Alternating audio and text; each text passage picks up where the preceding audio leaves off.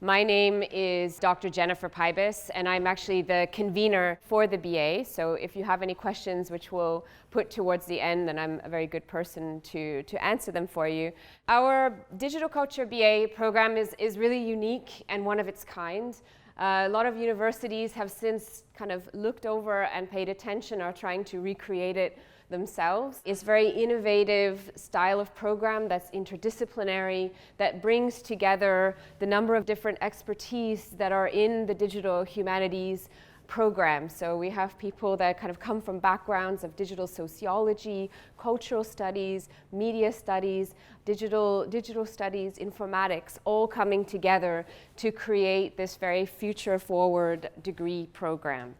So within the 3 years that you would spend with us, we'll equip you to analyze and understand the digital technologies that we have to use, the digital cultures that we move within in our everyday lives, but also some of the tools to prepare you to work with some of the big data or to kind of understand social networks, etc., as you move into your careers when you leave this degree program. So some of the topics that we cover in this degree, there are many different courses modules that you have access to, but just as an overview, just to give you a sense of what we're teaching our students, we are teaching them about big data. What is this weird stuff that we keep hearing about? How do we understand it? What are the cultural and political implications and economic implications of big data? We teach our students about social media, not about necessarily how to use it, because I think you're more experts than we are, but thinking about its political economy, who owns these companies, how does this affect how we use it, and again, the cultural practices that we engage in and how this has changed because of these social technologies. In addition, we look at smartphones. This is one of my areas of research where I was engaged in an AHRC grant that we worked with young students between 16 and 18 years old that belong to an organization called Young Rewired State. I don't know if anyone knows this group. These were students with quite an elevated skill in hacking. We gave them mobile phones. We created an app called the Mobile Miner. We stuck it on their mobile phones. They helped us fix the Mobile Miner because they all knew how to do it better than us, which is great. And the app's job was to spy on the data that was leaking out of the phones. So we wanted to know, we didn't really care so much about what they were doing, but we wanted to know which apps are leakier, which apps send more information to companies versus others, and also kind of ask questions around privacy. So we look at smartphones, we look at online advertising. This is a very big area of interest for a lot of our students that want to go into the creative industries from a kind of content perspective, but also how all of these new technologies have completely transformed this industry, leaving companies like Google and Facebook on top. And then the sharing economy, we can think about this in terms of Uber, in terms of all of these different applications that allow us to share services. How have these transformed, again, our social and cultural practices?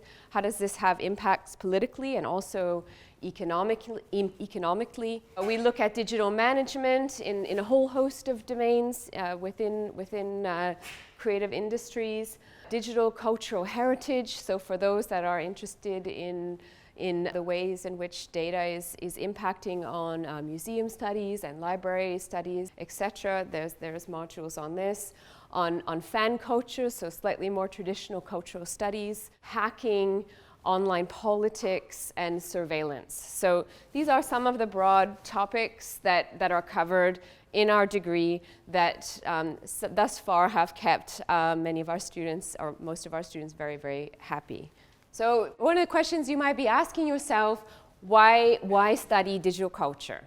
So on the one hand, we have a diverse range of theoretical and practical modules. And as I said, we're a very interdisciplinary program. So there's not one canon per se that we teach our students, but rather we think about the degree in terms of topic areas where we can think about how do we enrich these with the different levels of expertise that we have with our research staff. In doing that, we combine elements of traditional humanities education such as theory and in-depth analysis of society, philosophy, and critical thinking, with elements of science and technology studies, such as theory of information, the notion of web design, and programming. So we're trying to think both in terms of what is the kind of cultural and social side of digital culture, but what is also that material side, like how does it actually work? And how do we bring these two pieces together to give students not just a critical toolkit when they walk out, but also a practical one so that they can understand and engage wherever they go in the future. In terms of how we conceptualize the different modules that we offer to students, so our BA modules, they're organized in clusters that closely reflect the research of our staff. That will help you to get an overview of the general themes you can explore while you're a student in digital culture. So the 5 clusters that we've put many of our classes into are 1, media and popular cultures. Second is digital politics and society, and here we have a number of modules such as journalism that also come into here, not just thinking about the political structure and surveillance and privacy. Maybe even today's rally for Brexit would be considered as part of the content for modules in this class. Social and technical methods. For us, it's really important to ground our students with methodologies and ways of thinking about analyzing this information, not just learning about it, but how do you get our hands dirty and get in there and try to come up with some insight about what's happening, whatever the topic happens to be. Digital business and economy. A number of our students are interested in going into different creative industries in whatever capacity interests them, as well as digital making. So this is the real kind of more practical hands-on, where you may take a class to learn about Python, or you might, to learn how to use Python, or you might take a class on cultural analytics to understand how those work. In terms of the skills then that we want to offer students, in addition to those critical thinking and content that we offer, we want to, 1, ensure that all of you are ready to be theoretical thinkers, so that you have strong writing skills, that you have strong research skills at the end of this degree, which I think applies not just to being successful in your university careers, but also into your professional lives, because it's so important to engage with lots of material and be able to come up with something interesting and insightful to say about it.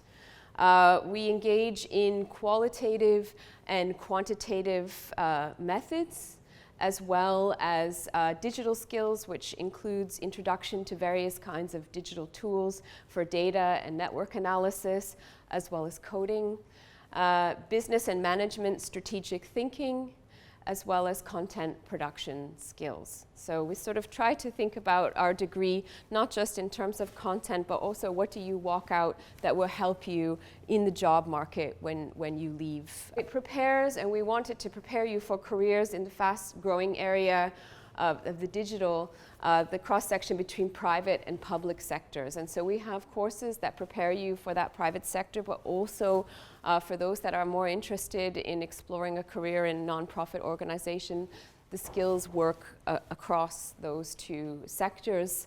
Digital companies in the UK, it's just good to know some statistics, employ 1.46 million people. And this is forecast to increase to 5.4% by 2020. So digital is very important here in the UK, and we think that this degree is competitive and will give students unique skills to give them an advantage when they go to make those kinds of applications.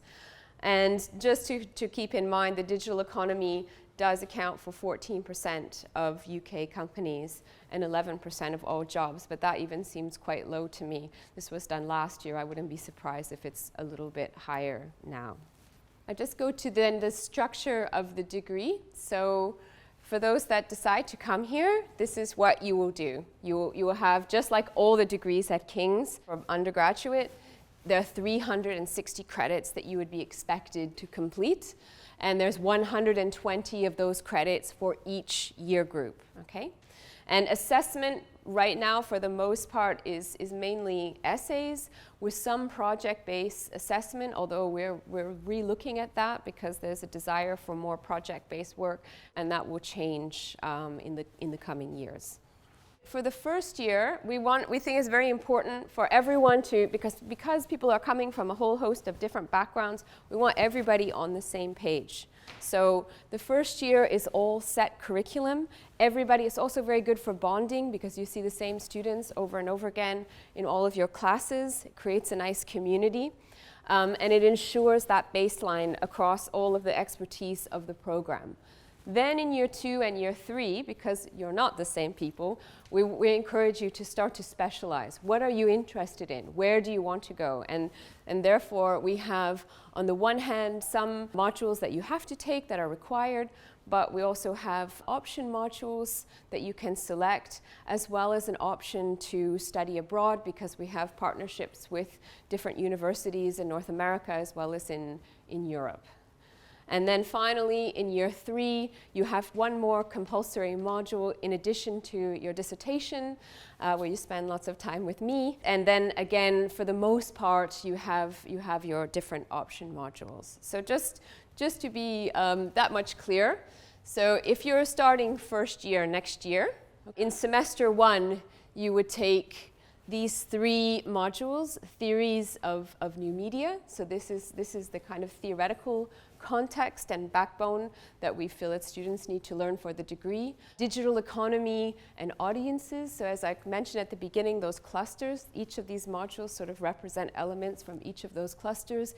History of network technologies, like where has the kind of internet come from? What's the history of that network? Let's understand it from its past.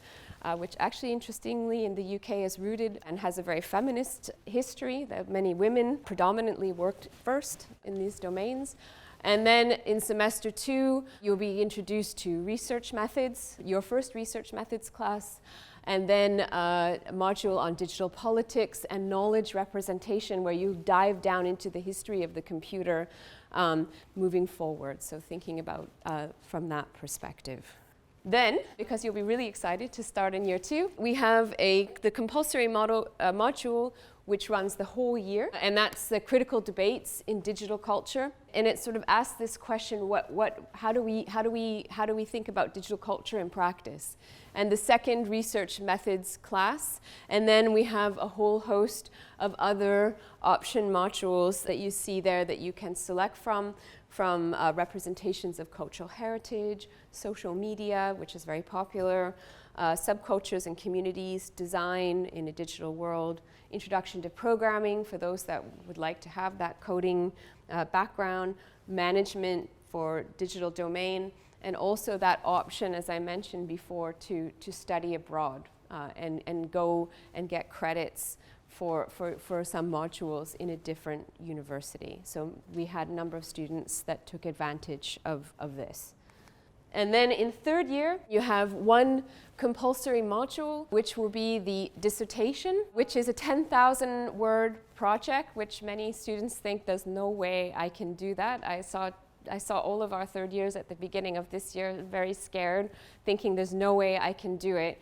And the number of firsts and amazing research that came out, I just get shivers thinking about it. Amazing. So this will be you one day. And then again, you have even more option modules to choose from contemporary trends in digital theory. So this is a more elevated theoretical class. A lot of our students that went on to take master's degrees, this was a very good option for them.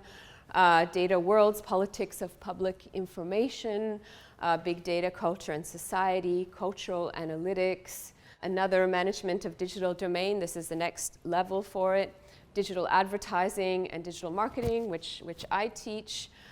Digital journalism, digital publishing, the dark web. So these are the kind of areas where the kind of web behind the web, where you might need a VPN to go in and be anonymous.